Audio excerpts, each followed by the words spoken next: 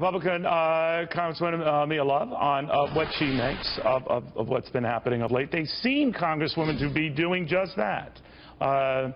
Some grudgingly, others happily, maybe given some battleground poll state numbers that look very good for Donald Trump, happily. What do you make of it?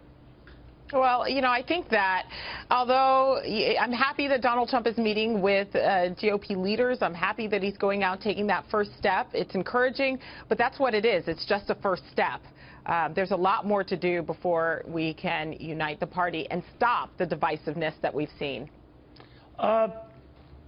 Who has to bend, Congresswoman? I know I sound like a father of teenagers, which I am. Someone has to bend, right? Who's going to bend?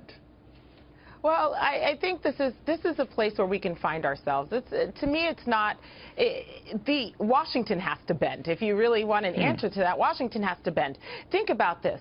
We don't want a president that has a vision for America. We need a president that's going to implement the policies to allow people to realize their vision and realize the dreams that they have for themselves.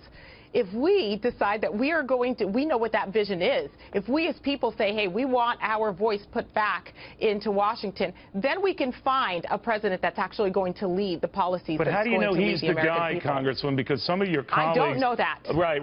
Because some of your colleagues are concerned that he's flip-flopped or pivoted, whatever you want to call it. Donald Trump says he's tried to clarify.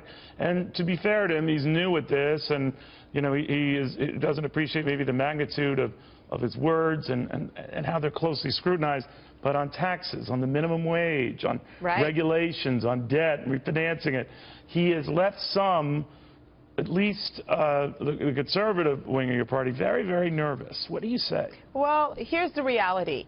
Americans are struggling. They're struggling under heavy tax burdens. They're struggling under high costs of health care. These are real struggles. They're realizing that the cost of goods and services are going up, and their paychecks are staying the same, going down, or they've lost their job completely. I mean, they're trying to realize how are they going to pay for higher education that is rising far faster than the rate of inflation when they can't even save any longer in this type of America. So we've got to do everything we can to make sure that we are not blindly following someone, that we are seriously looking at the policies that are going to allow us to be free as Americans. Congresswoman, thank you very much. Thank you.